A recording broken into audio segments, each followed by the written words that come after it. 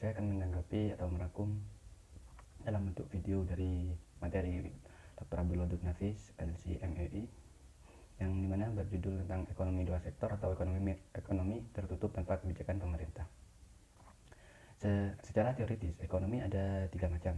Yang pertama ada ekonomi dua sektor atau ekonomi tanpa kebijakan pemerintah, ekonomi tiga sektor atau ekonomi tertutup dengan kebijakan pemerintah, yang kemudian ekonomi empat sektor, yaitu ekonomi terbuka. Di sini kita akan membahas tentang ekonomi dua sektor.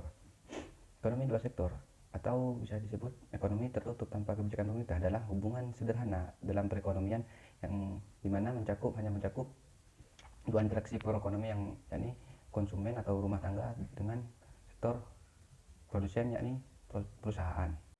Jadi di sini perekonomian ekonomi dua sektor ini hanya mencakup hubungan interaksi antara pengkonsumsi atau rumah tangga dengan produsen, hanya timbal balik dua orang tersebut. Kemudian aliran perekonomian dua sektor yang pertama dari segi pengeluaran barang dan jasa, barang atau jasa. Yang pertama, produsen membuat barang, yang kemudian atau perusahaan membuat barang yang kemudian dijual ke dalam pasar barang atau jasa yang kemudian dibeli oleh konsumen. Sedangkan konsumen melakukan terhadap pasar faktor produksi, melakukan pekerjaan atau memberikan modal, yang kemudian dari pasar faktor produksi ini menciptakan faktor-faktor produksi untuk produsen. Dari segi pengeluaran atau penerimaan dari produsen, dari konsumen sendiri pengeluaran untuk membelikan barang, yang kemudian barang tersebut kemudian menghasilkan keuntungan yang dimana mengarah ke produsen. Kemudian dari produsen mengeluarkan upah atau uang dan lain-lainnya untuk sewa dan untuk faktor pasar produksi. Kemudian aliran pendapatan dalam perekonomian dua sektor. Yang pertama, sektor perusahaan menggunakan faktor-faktor produksi yang dimiliki oleh rumah tangga. Kemudian sebagian besar pendapatan yang diterima oleh rumah tangga atau konsumen akan digunakan untuk konsumsi, yaitu membeli barang dan jasa yang dihasilkan oleh perusahaan. Kemudian sisa pendapatan rumah tangga yang tidak digunakan untuk konsumsi akan ditabung dalam institusi atau lembaga keuangan. Nah, selanjutnya pengusaha yang ingin melakukan investasi akan meminjam uang atau dana yang disalurkan oleh pihak rumah tangga yang dikumpulkan oleh lembaga-lembaga keuangan. Selanjutnya adalah hubungan antara konsumsi dan pendapatan. Pendapatan rumah tangga adalah faktor terpenting untuk menentukan tingkat pengeluaran. Contohnya dalam tabel berikut. Pada tabel yang contoh yang telah dipaparkan oleh Dr. Abdul Wadud, dalam tabel tersebut menunjukkan hubungan antara disposable income dengan pengeluaran konsumsi dan tabungan rumah tangga. Pada tabel tersebut, jika pendapatan rumah tangga yang rendah dalam mengambil tabungan, ini berarti rumah tangga harus menggunakan harta atau tabungan dari masa lalu untuk membiayai konsumsi. Kemudian kenaikan pendapatan menaikkan juga pengeluaran untuk dalam hal konsumsi. Sisa pertambahan dapat ditabung. Kemudian pada pendapatan yang tinggi, maka bisa dilakukan untuk menabung. Kemudian kecondongan mengkonsumsi marginal atau MPC merupakan perbandingan di antara pertambahan konsumsi yang dilakukan dengan pertambahan disposable income yang diperoleh. Kecondongan mengkonsumsi rata-rata merupakan perbandingan di antara tingkat konsumsi dengan tingkat disposable income. Kemudian kecondongan menabung. Kecondongan menabung marginal atau MPS merupakan perbandingan di antara pertambahan tabungan dengan pertambahan disposable income. Kecondongan menabung rata-rata menunjukkan perbandingan di antara tabungan dengan pendapatan disposable. Selanjutnya adalah fungsi konsumsi dan tabungan.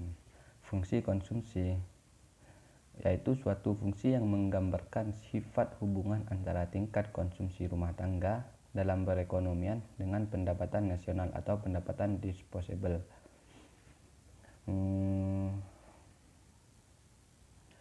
Fungsi tabungan yaitu suatu fungsi yang menunjukkan sifat hubungan antara tingkat tabungan RT dalam perekonomian dengan pendapatan nasional atau pendapatan disposable. Nah, salah satu faktor dalam hal menabung atau elemen yang bisa digunakan ini adalah berinvestasi. Berinvestasi sendiri merupakan adalah penanaman modal atau penanaman dana yang dimana bertujuan untuk mendapatkan keuntungan di masa yang akan datang dari modal atau dana yang kita tanamkan dalam sebuah perusahaan, baik itu perusahaan barang ataupun jasa. Nah, investasi sendiri merupakan tujuannya adalah untuk meningkatkan tabungan kita sendiri atau meningkatkan dana yang kita miliki sekarang agar di masa yang akan datang tidak berkurang. Nah, faktor-faktor yang menentukan dalam berinvestasi, yang pertama kita lihat dari tingkat keuntungan yang kita prediksi di masa yang akan datang, apakah itu akan rugi atau malah untung. Kemudian suku bunga, kita harus mempertimbangkan suku bunga itu apa besar atau kecil. Kemudian ramalan atau prediksi mengenai keadaan ekonomi di masa yang akan datang, apakah di Indonesia akan terjadi inflasi atau deflasi, itu kita harus mempertimbangkan. Kemudian kemajuan teknologi, tingkat pendapatan nasional dan perubahannya, kemudian keuntungan yang diperoleh perusahaan-perusahaan tersebut yang akan kita lakukan investasi. Kemudian fungsi investasi merupakan fungsi yang menunjukkan hubungan antara tingkat investasi dan tingkat pendapatan nasional. Yang pertama, fungsi investasi otonomi merupakan investasi yang besarnya tetap atau jenis investasi yang tidak terpengaruh dengan besarnya pendapatan.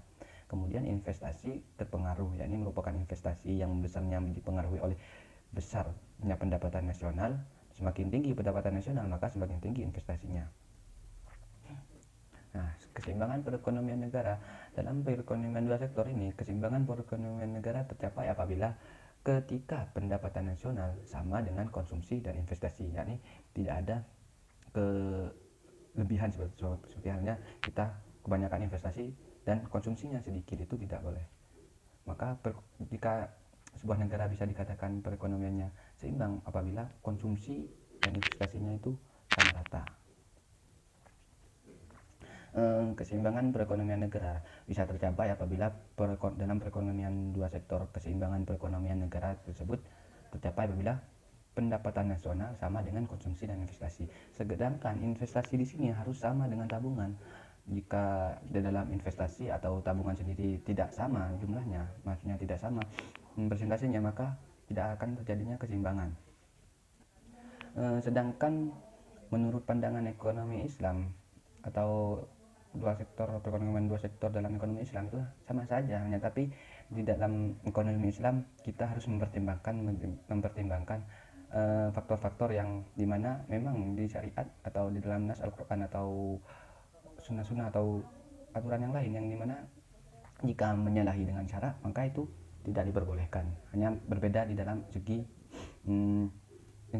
faktor-faktor peraturannya tersebut. Mungkin itu saja yang bisa saya sampaikan, kurang lebihnya mohon maaf. Assalamualaikum warahmatullahi wabarakatuh.